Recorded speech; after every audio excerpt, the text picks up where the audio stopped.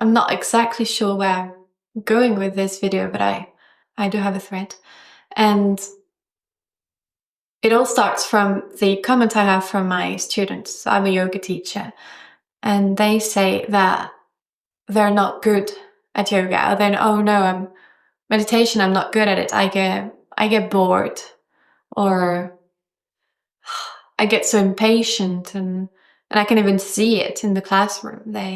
Some of them just, move a lot, readjust every second, and glance at me. Just, they're not giving them space to being not good at something, and it's hard and even for me. Like, I think it's hard for everyone to just admit that there is a practice in this world where you can't fail, where it's absolutely impossible to fail because there is nothing to succeed at. If you can't get good at something, then you can get bad at it, or you can be bad at it. And yeah, there are many reasons why one would think that they're not good at yoga or meditation, and one of them being that we're used to being rated all the time or graded all the time, be it as a business or in school, or we just constantly evaluated and assessed and put under the microscope. And so why would it be any different in some people see it as a sport? It's a practice, it's a spiritual practice, but why would it be any different? And even more so with yoga, where there is an appearance, the physical appearance. So you can compare yourself. You can say, oh, I can't do a handstand, or I can't straighten my leg in that position. It's very easy to have a reference, and especially nowadays with Instagram and all the platforms, it's easy to aim for something. And you can have a teacher telling you there is nothing to, like, that's all good, you don't have to, you can use the block, you can use this trap, if everyone is the room and everyone on Instagram is showing you a different posture or a different way to be, then you will practice thinking, okay, I need to reach that point and I need to be good enough. But it's not true. It's not true. And meditation might be the best place to start, because when you're sitting, you're just sitting and you're already done. If you're on a chair, on a cushion, doesn't matter.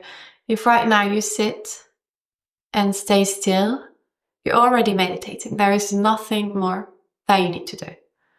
You don't have to watch your thoughts. Start there. Start very simply. Come to a sitting position and just arrive.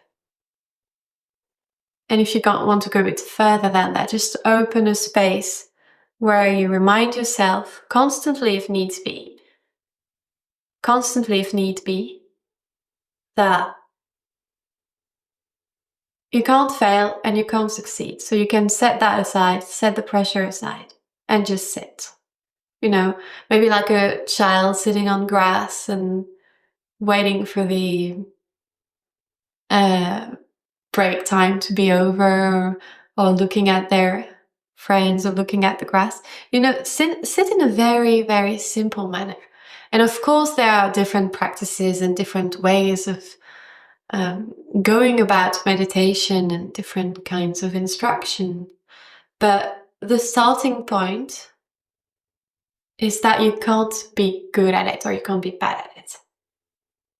And maybe it will take you days and months to feel, but usually you can feel that in a matter of minutes.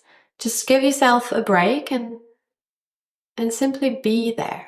And once you felt it, you know what kind of space you can return to.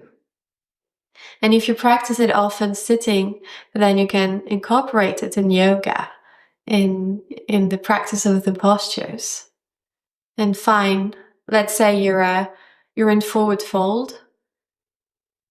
Find the right place. You don't need to reach down and try to force your body into a position. Just come back first, without stretching anything. Come back to a place where you remind yourself that you're just here to feel. So maybe you will feel the back of your legs and some places in your body a bit more, with more intensity. You probably will, but you're not there to torture yourself and reach a place. You're here to feel it and go through the experience without pressure. And honestly, can you really get good at forward fold? Or like what's being good at it? It's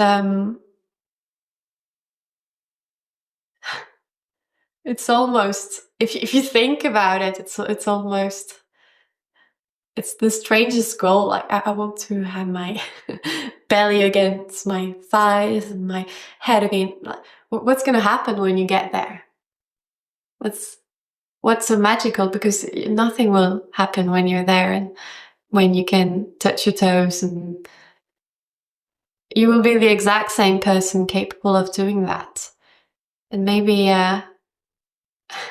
maybe that's what yoga teaches you. Every time you succeed at something, you see that nothing changes. Nothing at all. But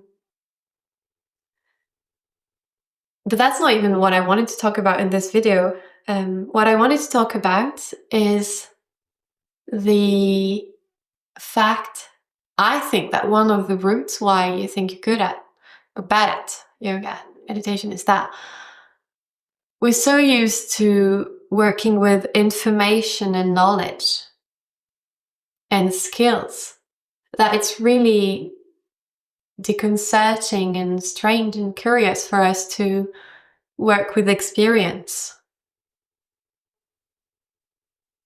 Even in, let's say, a day-to-day conversation with a friend, it's very tempting to come with stories and facts and, oh, I read about that, and did you know that? Or, come with knowledge, and not in a show-offy way, but just try to bring some density with facts and information.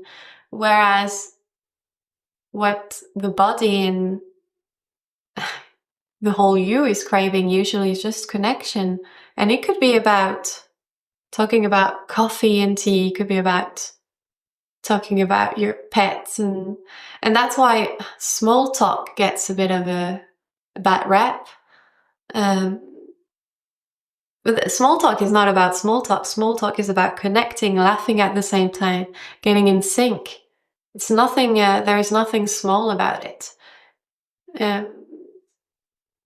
It's about the experience. You don't have to know, you don't have to be deep in a philosophical way or in a scientific way.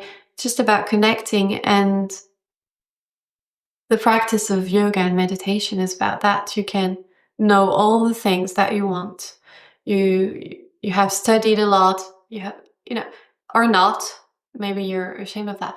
In that space, it doesn't matter. You're all equal because you're just experiencing the room, the sounds, your body, being a human, having perhaps a bit of anxiety while you have a bit of joy, or you're experiencing anger that suddenly turns into sadness and then turns into compassion, and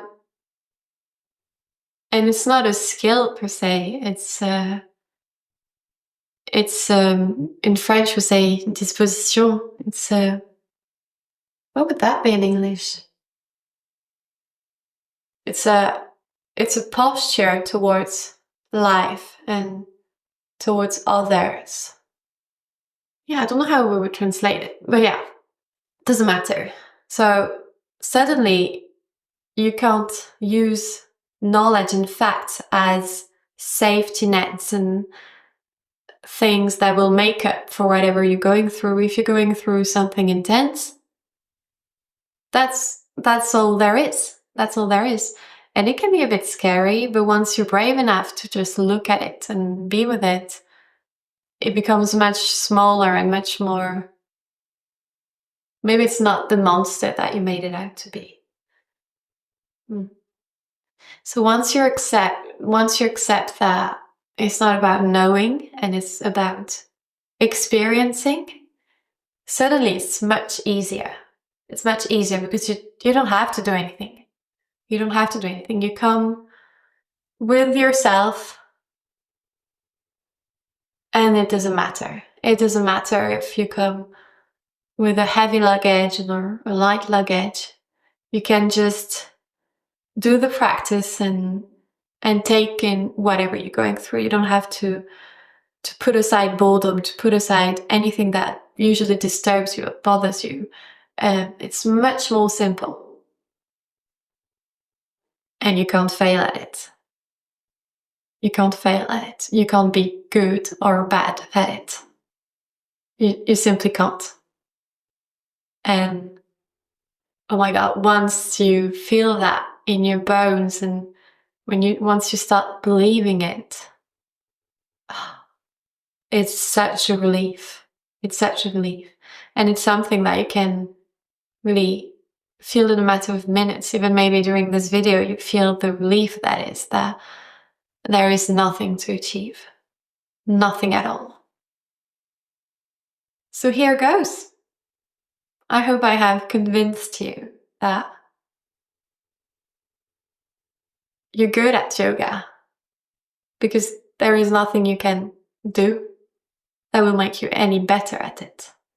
And so I hope that you can really drop that burden, drop that pressure, and next time you practice, you can come with some kind of new curiosity and perhaps a new spark and an eagerness to practice with whatever is that day. And even though you will feel pressure about yet another thing, maybe that pressure will be appeased a little bit. I really hope that this video will achieve that for you. Okay, bye for now. See you next video.